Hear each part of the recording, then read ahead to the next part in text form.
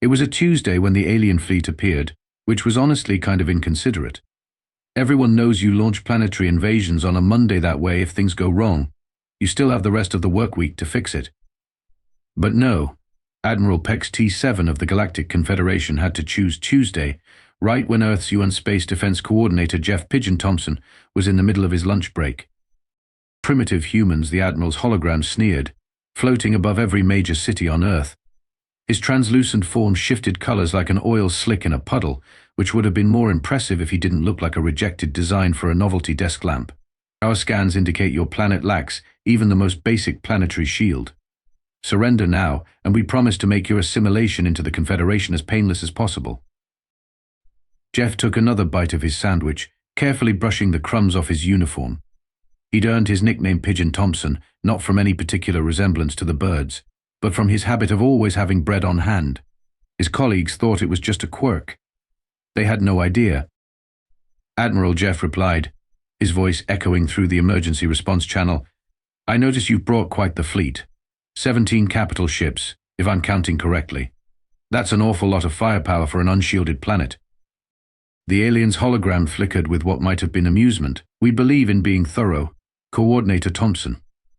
Though I must admit, we expected more resistance from a species that managed faster than light travel. Where are your defensive platforms, your orbital arrays? Even a basic meteor deflection grid would be something." Jeff glanced at his watch, then out his office window at the sky above New York. Right on schedule, a flock of pigeons wheeled past, followed by the distinctive silhouette of a red-tailed hawk. He smiled. "You know, Admiral, it's funny you should mention defensive systems. We've actually got something better than a planetary shield, more cost-effective too, self-replicating, runs on minimal fuel, and has been in beta testing for about 65 million years." Impossible, Pex-T7 scoffed. "Our scans would have detected any technological defense system." "That's the beauty of it, Admiral." "Who said anything about technology?" Jeff reached into his pocket and pulled out a handful of breadcrumbs, scattering them on his office windowsill. "You're about to learn why Earth never needed a planetary shield. We've got something far more terrifying."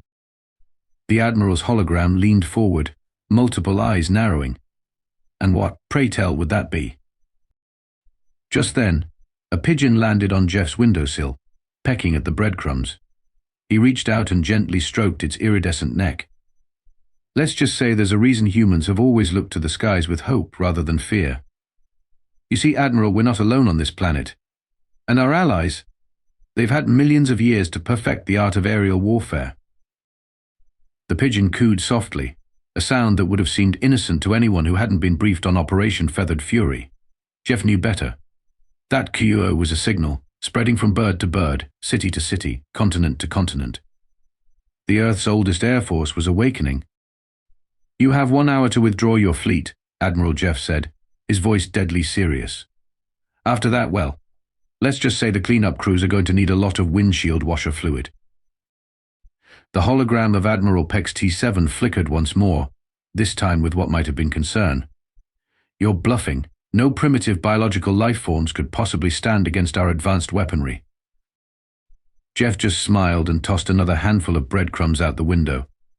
Above the city, the sky was beginning to darken not with clouds, but with wings. 1 hour, Admiral.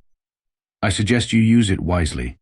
6 months earlier, humanity's first contact with the Galactic Confederation had gone about as well as a penguin in a hot tub. The aliens had arrived in their sleek ships, expecting to find Earth cowering behind layers of energy shields and automated defense systems. Instead, they found a planet whose primary orbital defense consisted of trying really hard not to get hit by anything. Dr. Eleanor Martinez had been there for that first meeting, watching from the back of the UN Assembly as alien diplomats expressed their concerns about Earth's primitive state of affairs. She'd earned her nickname through 15 years of pioneering work in avian intelligence studies, though most people assumed it was because of the feather she always wore tucked behind her ear, a gift from her first test subject, a particularly clever crow named Professor Pecksworth. "You mean to tell us," the Confederation's chief security officer had said, his tentacles writhing in distress, "that you've achieved spaceflight without developing any planetary defenses? How have you survived this long?" Eleanor had smiled then, The same smile she'd worn when her colleagues laughed at her proposal for the Avian Defense Initiative. "Oh, we have defenses," she'd said. "They're just a bit unconventional." The security officer had turned all 7 of his eyes toward her. "And you are?" Dr. Martinez, head of Project Wing Warfare Integration for Natural Guardians. She'd stepped forward, pulling up a holographic display. "While you've been building energy shields, we've been working with partners who mastered aerial combat before our species learned to walk upright." The display had shown footage from their early tests. A falcon diving at Mach 1.5, taking out a drone with surgical precision. A formation of geese flying through an experimental energy field without a scratch, their natural navigation abilities unaffected by the alien technology. A murder of crows disassembling a tank, piece by piece, just because they thought it might be fun. "You're weaponizing."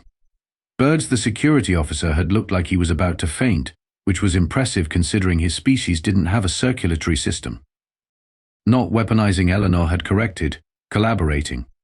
Turns out, when you spend a few million years perfecting flight, you get pretty good at it, and when you offer birds unlimited food and nesting sites in exchange for their help, they're surprisingly open to negotiation.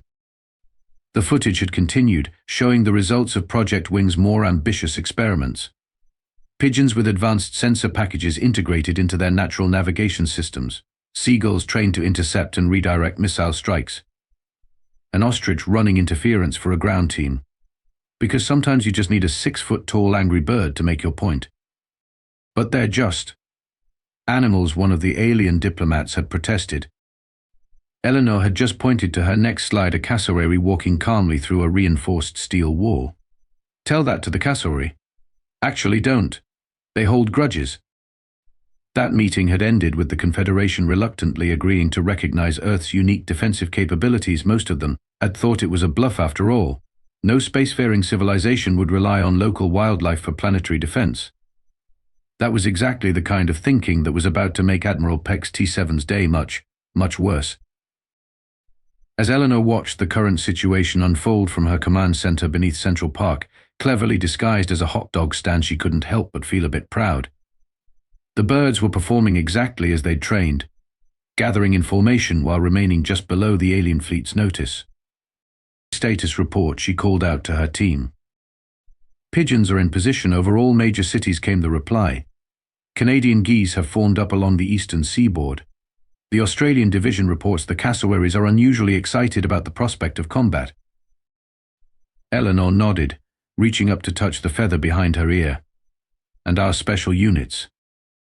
The penguins have completed their orbital drop training, and the hummingbird stealth squadron is fueled up on extra-strength nectar. We're just waiting for Coordinator Thompson's signal." "Perfect," she turned to the large monitor showing the alien fleet's position. "Let's see how their fancy shields hold up against a few million years of evolutionary combat experience."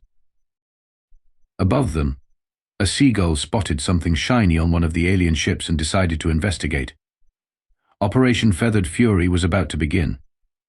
Admiral Pex-T7's hour of grace ended approximately 47 minutes early, but that wasn't his fault. A curious seagull had spotted something reflective on the hull of his command ship, and everyone knows you can't stop a seagull once it's decided something shiny belongs to it.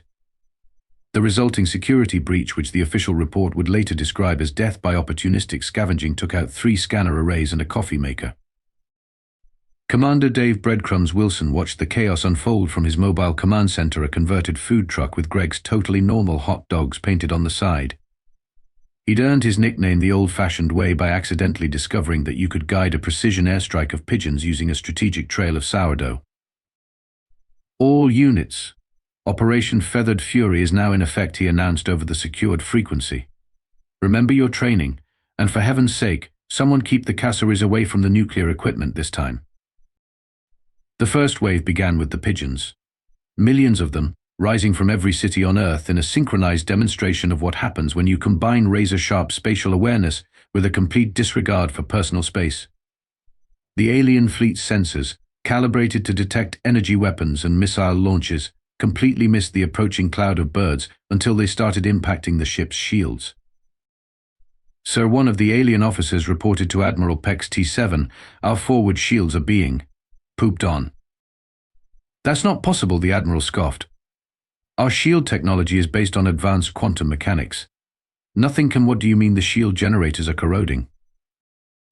It turned out that several million years of evolution had produced something far more potent than human chemical weapons, pigeon droppings. As the first layer of shields began to fail, phase 2 began.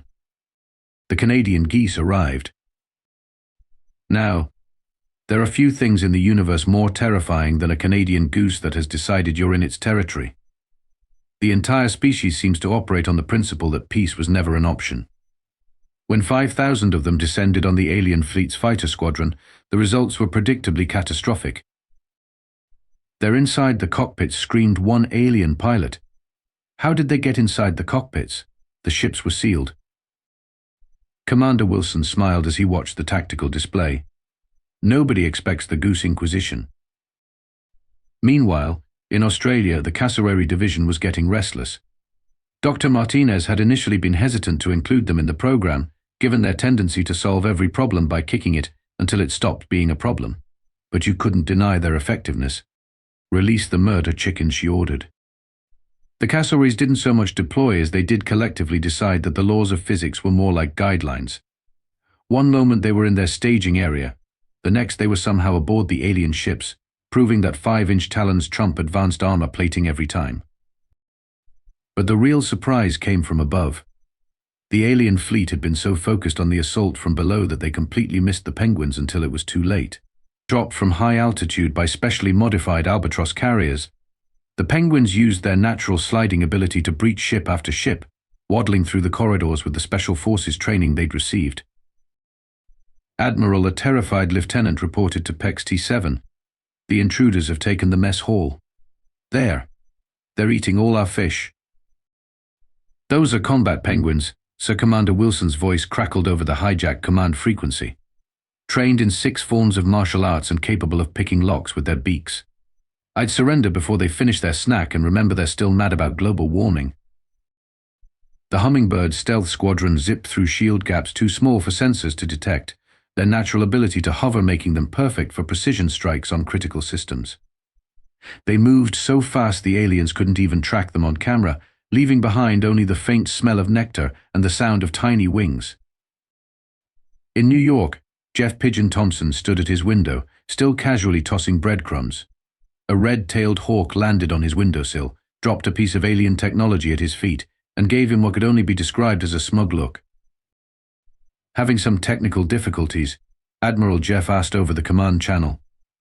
The only response was what sounded suspiciously like a man trying to argue with a very persistent seagull about ownership rights to a shiny badge of rank. The first wave of Operation Feathered Fury was an unqualified success. But as Commander Wilson watched a group of crows systematically disassembling an alien shuttle for their personal collection, he knew this was just the beginning. After all, they hadn't even deployed the EMUS yet. As Operation Feathered Fury entered its second hour, the alien fleet discovered something that Earth's park visitors had known for generations: birds don't fight fair, and they bring friends. Admiral reported the increasingly frazzled lieutenant. "We're detecting new signatures approaching from multiple biomes. They're not even trying to hide." Admiral Pex-T7, who had barricaded himself in his command center after a particularly determined seagull had decided his ceremonial headpiece would make an excellent nesting material, watched in horror as his tactical display lit up with new contacts. The flamingos arrived first, hundreds of them in perfect formation, their naturally pink coloring sending the aliens' targeting systems into confusion.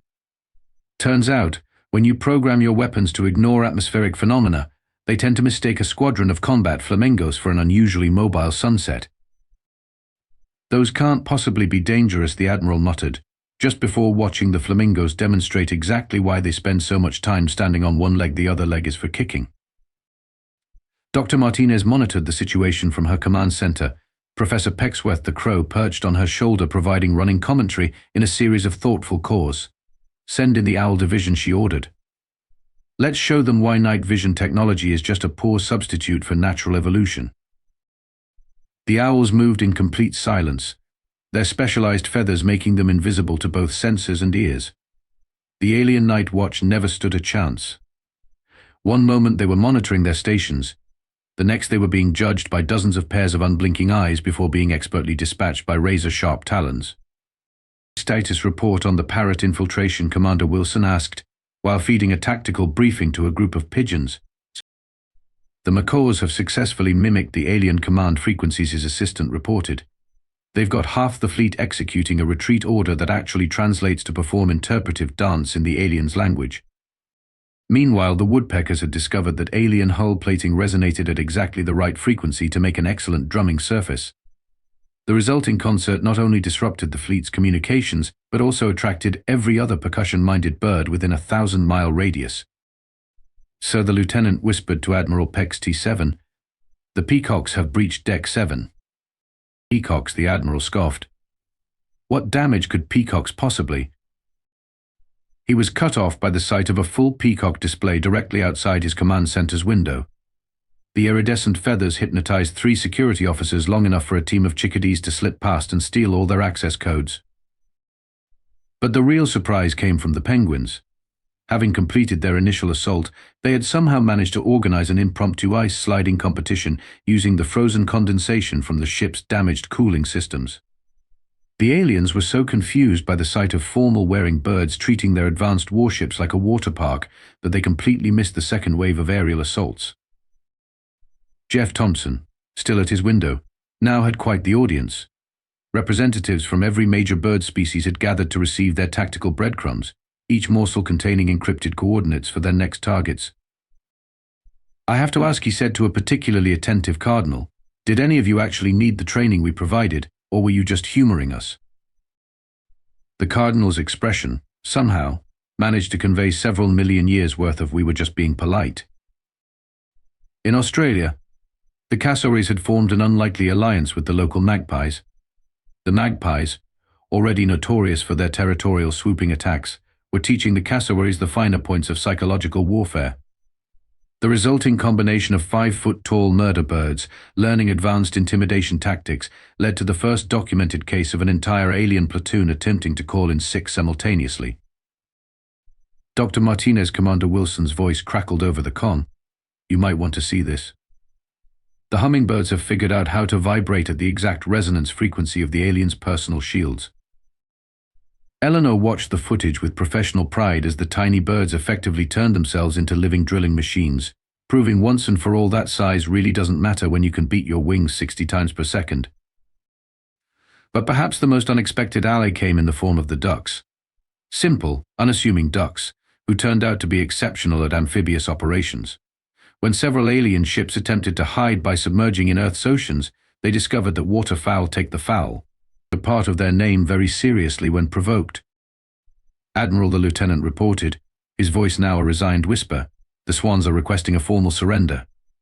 They're being very insistent about it." Admiral Pex-T7, looking at the remains of his once proud fleet now largely covered in feathers, droppings, and what appeared to be tiny claw marks in supposedly impenetrable armor, made the wisest decision of his career. "Begin evacuation procedures," he ordered. "And somebody please tell that seagull it can keep the headpiece."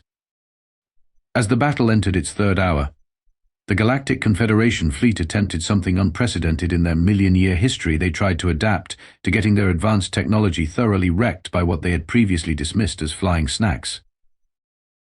"Deploy the anti-bird countermeasures," Admiral Pex-T7 ordered, his voice cracking with desperation and what might have been seagull-induced trauma.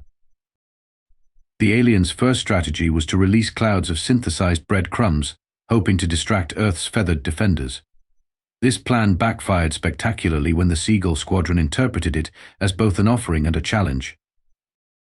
"Sir," the lieutenant reported, watching in horror as the seagulls demonstrated their mastery of tactical formation flying there. "They're spelling words with their flight patterns." "What words?" Nice try, followed by what appears to be a culturally specific gesture involving their tail feathers. Dr. Martinez watched from her command center as the aliens deployed their second countermeasure, automated anti-bird drones designed to mimic Earth's aerial predators. The drones lasted approximately 3 minutes before the actual predators took offense at the impersonation. "Did that eagle just suplex a robot?" Commander Wilson asked, squinting at his tactical display. "Looks like it," Eleanor replied. "The hawks are keeping score." The aliens' third attempt involved covering their ships in enormous strips of sticky tape, the kind used to keep pigeons off buildings. This might have worked if they hadn't failed to account for one crucial detail: Earth's birds had spent generations dealing with human anti-bird technology. They'd long since learned to view such measures less as deterrents and more as challenges. Professor Pecksworth led a squad of crows in what could only be described as a masterclass in problem-solving. They used the sticky tape to create makeshift zip lines between ships, allowing the smaller birds to conduct raids with even greater efficiency. "Admiral," the lieutenant said, his voice now carrying the tone of someone who had completely abandoned hope, "the birds are using our defensive measures to build infrastructure." But the real turning point came when the aliens attempted to deploy their secret weapon, a massive sonic cannon designed to replicate and amplify the sound of their scientists' best guess at what would frighten Earth birds. They chose to simulate the sound of a car alarm. The pigeons, who had evolved in Earth cities, who had made their nests next to construction sites and helicopter pads, who had learned to sleep through New Year's Eve fireworks, were distinctly unimpressed. The seagulls, who regularly screamed at each other for fun, took it as an invitation to demonstrate what real noise was. "Fascinating," Dr. Martinez commented as she watched the alien fleet's windows beginning to crack under the combined acoustic assault of several thousand seagulls who had decided to share their opinions about the sonic cannon all at once. "I didn't know their ships could vibrate at that frequency." Meanwhile, Jeff Thompson had received word that the Penguins had not only mastered the alien ship's internal transport system, but had somehow managed to reorganize it into what they considered a more efficient configuration. Several alien crew members found themselves mysteriously transported to the ship's cafeteria, where they were subjected to judgmental stares until they agreed to share their fish stocks. The cassowaries, having thoroughly terrorized their assigned section of the fleet, had begun offering seminars to the other birds on advanced intimidation techniques. The resulting combination of various species adopting cassowary tactics led to the first recorded instance of an alien warrior being scared out of their exoskeleton by a particularly assertive sparrow. Status report on the French fry gambit, Commander Wilson asked his tactical team. "The seagulls have successfully implemented Operation Hot Potato, sir. 3 alien ships are currently engaged in what they believe is pursuit of our secret weapon, but is actually a single French fry being passed between gulls." Admiral Pex-T7 watched as his fleet's most advanced tactical AI attempted to predict the birds' next moves, only to crash when faced with the fundamental unpredictability of creatures who sometimes flew into windows despite having the entire sky available. "So," the lieutenant said, now sounding almost impressed, "the hummingbirds have discovered they can use our shield frequency to achieve faster-than-light travel. They're organizing races." The Admiral looked out at what remained of his fleet. Half his ships were covered in strategic guano deposits that had somehow spelled out surrender or face the emus when viewed from orbit. The other half were being systematically disassembled by crows who had developed a concerning interest in alien engineering. A single pigeon landed on his command console, looked him directly in his main set of eyes, and deliberately dropped a partially eaten bread crust on his tactical display. The message was clear: Earth's birds weren't just defending their planet. They were having fun doing it. And that, more than anything else, terrified him. The formal surrender of the Galactic Confederation fleet took place on the steps of the United Nations building, though not by choice. The birds had herded them there through a carefully coordinated series of what Dr. Martinez's report would later describe as aggressive navigational suggestions. Admiral Pex-T7, now missing both his ceremonial headpiece and his dignity, stood before the assembled Earth representatives. Behind him, his remaining officers tried very hard not to make eye contact with the row of cassowaries serving as honor guards. In light of recent events, the Admiral began, pausing as a seagull swooped past with what appeared to be his backup ceremonial headpiece. "The Galactic Confederation hereby recognizes Earth's right to maintain its current defensive systems." "All of them?" Jeff Thompson asked, casually tossing breadcrumbs to the pigeons that had arranged themselves in what was definitely not a targeting formation above the alien delegation. "All of them," the Admiral confirmed, flinching as a crow landed nearby to study his translator device with suspicious interest. "Furthermore, we would like to propose an addition to the Galactic Charter recognizing avian species as protected military assets." Dr. Martinez, who had Professor Pecksworth perched on one shoulder and a smug-looking penguin standing at attention beside her, nodded approvingly. I assume this means you'll be withdrawing your previous objections to our application for Confederation membership. Objections, the Admiral laughed nervously as a formation of geese flew overhead in what could have been either a victory pattern or a bombing run. What objections? We would be honored to have Earth join the Confederation. In fact, we would be particularly interested in discussing the possibility of joint defense initiatives. You want to hire our birds, Commander Wilson translated, scratching the head of a particularly pleased-looking hawk. Hire is such a strong word, the Admiral hedged. We prefer establish a mutually beneficial security arrangement, perhaps starting with a small consulting contract. Those cassowaries showed remarkable aptitude for breach and clear operations. One of the cassowaries tilted its head, considering the offer. The Admiral took 3 steps back. The treaty signing ceremony that followed was brief, largely because no one wanted to test the patience of the various birds who had taken up strategic positions around the venue. The document itself included several unprecedented clauses, including one that specifically prohibited any interference with Earth's natural defense systems, and another that established bird sanctuaries as protected military installations. There is one thing I don't understand, the Admiral said afterward to Jeff Thompson. How did you know it would work? That they would fight for you? Jeff smiled, reaching into his pocket for another handful of breadcrumbs. Admiral, humanity's relationship with birds goes back millions of years. We've watched them survive everything this planet could throw at them. Dinosaurs, ice ages, climate change, windows. They're not just survivors. They're warriors. We didn't train them to fight for us. We just gave them a reason to fight with us. Plus, Dr. Martinez added, have you ever tried to tell a goose what it can't do? The Admiral shuddered. Point taken. In the months that followed, Earth's admission to the Galactic Confederation proceeded smoothly, though some noticed that other civilizations' ships gave the planet an unusually wide berth. The sight of a single pigeon was enough to send most alien vessels into rapid retreat.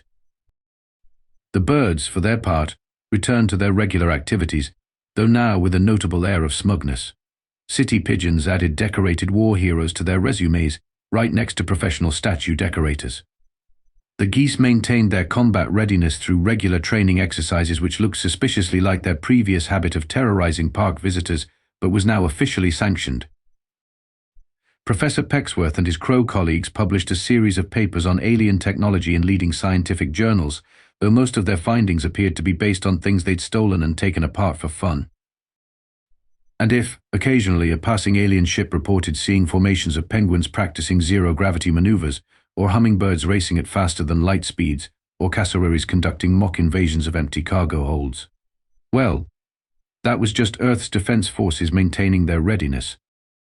After all, as Jeff Pigeon Thompson liked to say, peace isn't just about having the biggest guns or the strongest shields. Sometimes it's about having friends in high places, particularly friends with wings, an attitude, and a surprisingly good aim. The Admiral's ceremonial headpiece, now serving as a prestigious seagull nest, would certainly agree.